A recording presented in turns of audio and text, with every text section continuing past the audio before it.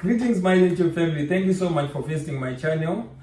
I am so excited to have you. And for those who don't know me, my name is Isaac Jonas, and I like to talk about personal finance and investing. And in particular, today I'm going to talk to you about how to create a very good budget.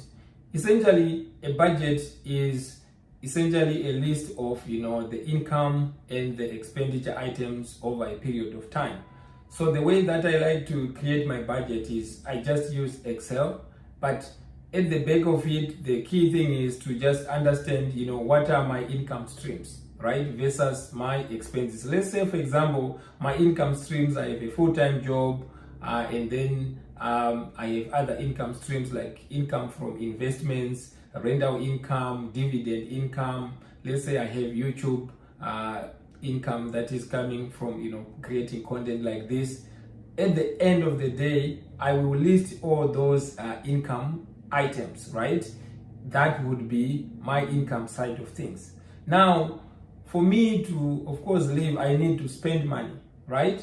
So when I look at my expenses, I think of things like rent or a mortgage if you are renting, and then living expenses like gas, you want food, and things like if in some cases some people may have debt payments like student loans or even car payments, right? Those items, they then go under the expense items. So what I do is each time that I use my card or I make any payment or purchases, I then go in my Excel spreadsheet and I list it down, right? To say on this date I did buy this, I purchased this, and it then automatically populates like the graph, and to show me whether I am overspending or I'm not spending.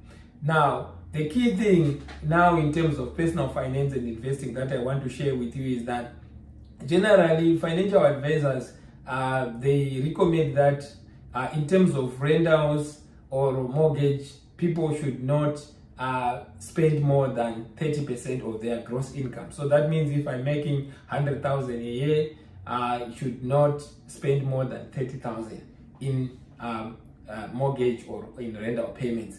And what that means is that, let's say for example, out of the 100% of the income, 30% goes to mortgage or rent.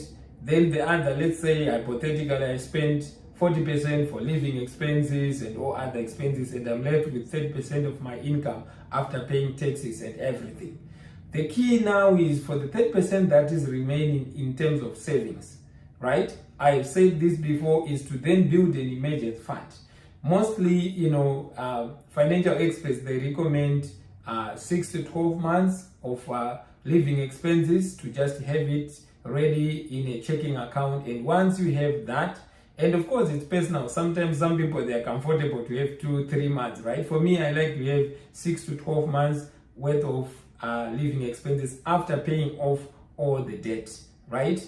And then after that, I then can start to invest for the long term. And I like to understand where I'm investing my money, so that if I have a long-term view and there are market corrections, like downswings, I can then even add more shares for those particular securities that I particularly know. I like to understand where I'm investing my money. So now, in conclusion, it is very, very important to be careful not to have what is called lifestyle inflation, because once I have a budget in place, I can track, and of course some things can happen.